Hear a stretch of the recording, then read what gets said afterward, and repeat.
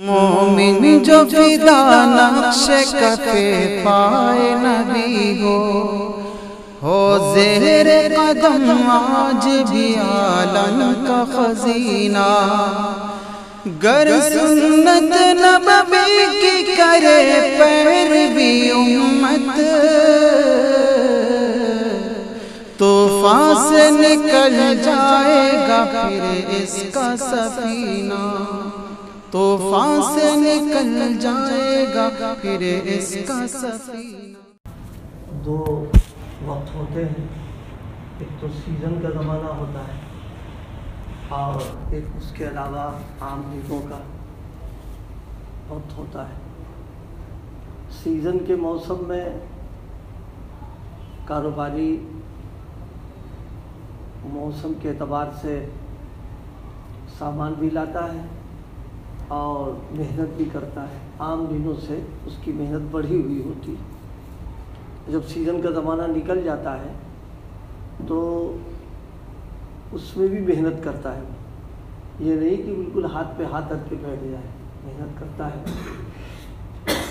اسی طریقے سے دینی اعتبار سے بھی ایک موسم ہے سیزن کا اور ایک عام اوقات ہے۔ سیزن کا موسم ہے ماہ مبارک، یہ نیکیوں کا طاعتوں کا سیزن ہے۔ اللہ تعالیٰ اس مبارک مہینے میں نیکیوں کے اور اعمال کے جو بھاؤ، ہمارے اپنے الفاظ میں بھاؤ اور قیمت جو ہے اس کی بہت بڑھا دیتا ہے، نوافل کو فرائض کے درجے پر پہنچا دیتا ہے، یعنی جو فرض کا ثواب ہوتا ہے عام دنوں میں نفل کو اس درجے پہنچا دیتے ہیں رمضان المبارک میں، اور ایک فرض کو 70 اور آگے بڑھا دیتے ہیں لے جا کر کے۔ ظاہر ہے کہ سیزن ہے نیکیوں کا۔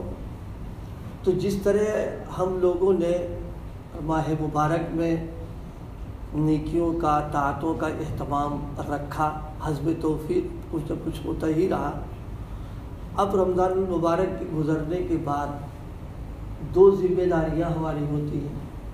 ایک تو ذمہ داری یہ ہے کہ ماہ مبارک میں ہم نے جو کمائی کی ہے، جتنی بھی کی، وہ تو ہر آدمی جانتا ہے کتنی ہم نے اپنی کمائی کی ہے، اس کمائی کو ضائع نہ ہونے دیں، ہم اس کی حفاظت کی، اس کی بقا کی فکر رکھیں۔ اس میں جن چیزوں سے ہماری اپنی کمائی ضائع ہو جاتی ہے اور بیکار ہو جاتی ہو، ان سے اپنے آپ کو بچا کے رکھیں۔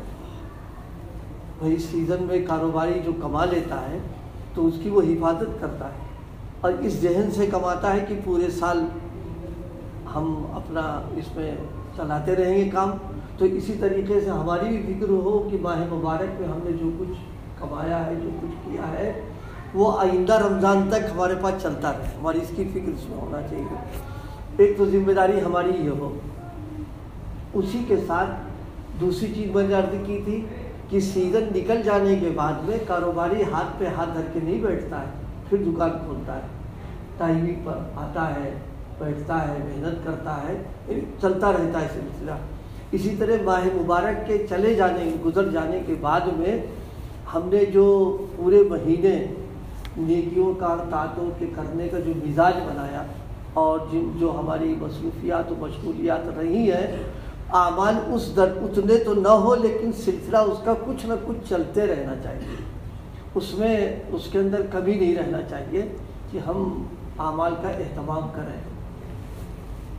اعمال کے اہتمام میں اس وقت بات یاد آ گئی ہے، بزرگوں نے ایک بڑی اچھی بات کہی ہے، فرمایا کہ اجعل النوافل کالفرائض والمعاصی کالکفر۔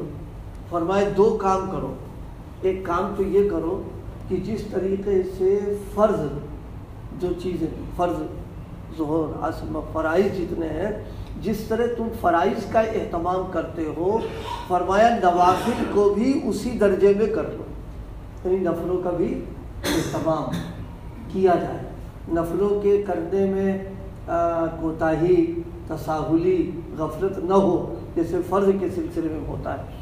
عام طور ہم لوگوں کے ذہن میں بیٹھا رہتا ہے کہ ارے بھائی فرائض پر تو مواخذہ ہوگا اگر چھوٹ جائے گا، نفلوں پر تو کر لو ٹھیک ہے، نہیں تو نہیں کوئی بات، یہ تو ایک اپنی جگہ بات ہو گئی. لیکن نفلوں کی اہمیت کئی اعتبار سے شریعت میں بہت زیادہ ہے، اور سب سے بڑی بات اس کی یہ ہے کہ دیکھیے سمجھیں کہ بات کروں، جیسے عمارت ہوتی ہے، عمارت کا ڈھانچہ جو ہے، عمارت کا جو ڈھانچہ ہوتا ہے وہ تو ظاہر سی بات ہے اینٹوں پر کھڑا کر دیتے ہیں اس کو. آج کل وہ تو جو کیا کہتے ہیں جو تعبیرات کر دیتے ہیں، سب سے پہلے ستون بنایا، اس کے اوپر دیوار کھڑی کر دی، ڈھانچہ بن گیا ڈھانچہ. لیکن ڈھانچہ بنا لینے کے بعد میں اب اس پر پلاسٹر کرنا، اب پلاسٹر کرنے کے بعد میں اس کے اندر جو ہے وہ کیا کہتے ہیں چونا وغیرہ کلئی وغیرہ کرنا، یہ کیوں کرتے ہیں؟ ڈھانچہ تو بن ہی گیا رہے اس کے اندر.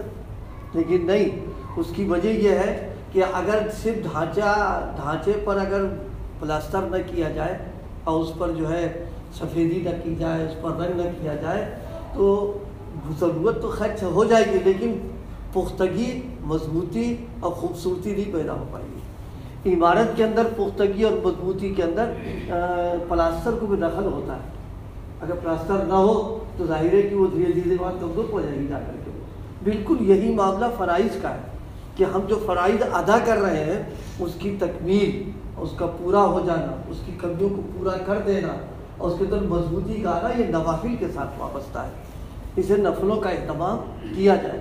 اور بعض روایات سے تو معلوم ہوتا ہے قیامت کے دن بعض ایسے لوگ پیش ہوں گے کہ فرائض کا جب حساب و کتاب کریں گے تو کمی پڑ جائے گی.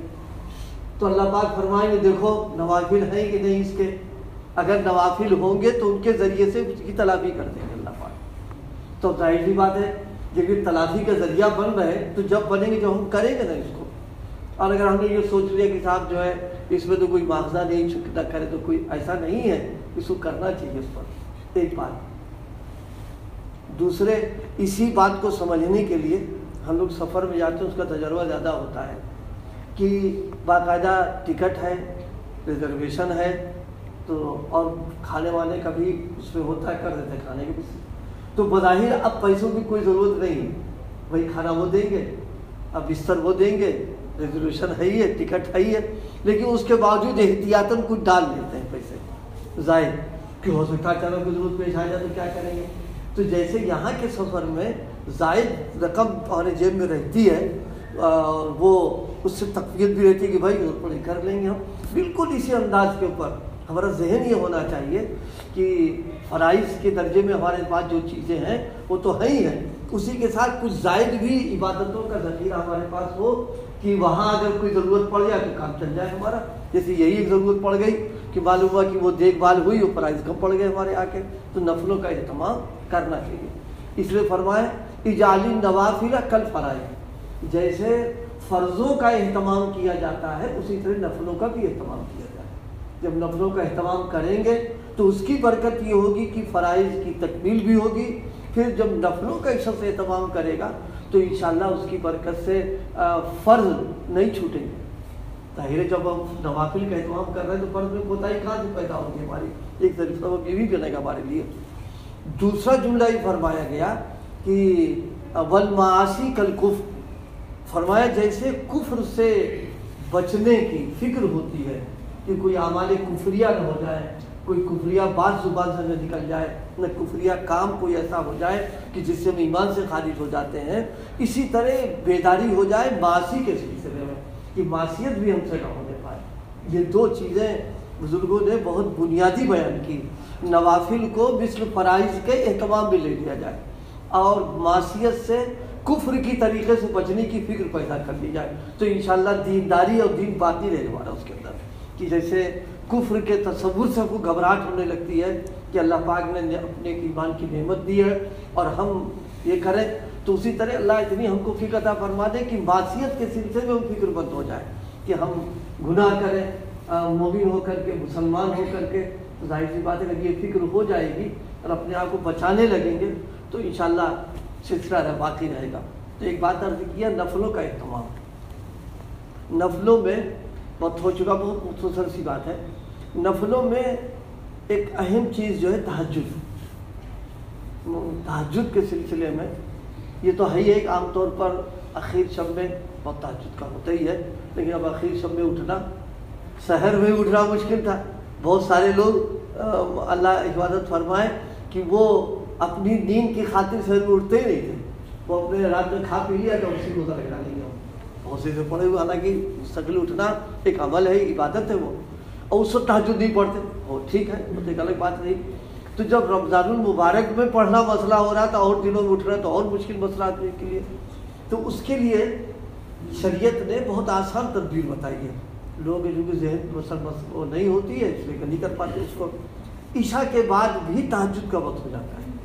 عشاء کی نماز پڑھ لی اور پڑھنے کے بعد 2 رکعت پڑھ لے، 2 رکعت پڑھ لے، 4 رکعت پڑھ لے، ہو گیا تہجد کا مسئلہ. کوئی بات ہی نہیں رہی اس کے لیے، کتنا آسان ہے. تو جس طرح رمضان المبارک ہم نے تہجد کا اہتمام کیا ہے، ہم کوشش کریں کہ اس وقت بھی اس کا اہتمام ہمارے ساتھ میں ہو جائے. اولاً تو انشاءاللہ رمضان میں جاگنے کی برکت سے آنکھ تو کھل رہی ہوگی، لیکن اب کاہلی اتنی سوار ہے کہ اب اٹھنا مشکل اس سے پڑ رہا. تو اس کے لیے بہترین طریقہ یہ ہے عشاء کے بعد فرض نماز پڑھ لیجئے اور وطر سے پہلے 2 رکعت 4 رکعت تہجد پڑھ لیجئے. یہ بھی اس کا ٹائم ہوتا ہے. اسی طرح تہجد کا ایک ٹائم اور بھی ہے، لیکن اس ٹائم میں معمول نہیں بنانا چاہیے. وہ ٹائم ہے دن میں. دن میں اگر رات میں تہجد نہیں پڑھ سکتا، نہیں پڑھ پایا، اٹھ نہیں، آنکھ نہیں کھل سکی، سو گیا وہ، تو فرمائے دن میں پڑھو. اور دن کا وقت جو ہوتا ہے، اشراق کا وقت جب شروع ہو جائے، اس وقت سے لے کر کے ظہر کا وقت شروع ہونے تک اس کے بیچ میں تہجد پڑھی جا سکتی ہے. قضا نہیں، تہجدی کی نیت سے اس کو پڑھیں گے. لیکن یہ ایمرجنسی گیر ہے، یعنی مطلب یہ کہ اس کو ایک ضرورت پر استعمال کرنا. اب کوئی سوچے کہ بہت اچھا گھر آ گیا، چلو اسی وقت پڑھنا شروع کر دیں. نہیں، اس وقت میں نہیں ہے. حدیث پاک میں من نام عن حزبہ کے الفاظ آئے ہیں کہ جو آدمی اپنے معمولات کو اس لیے نہیں کر سکا کہ سو گیا، یعنی نیند لگ گئی، اب نہیں ہو پایا ہے، تو اس کے لیے فرمایا کہ دن میں کر دو.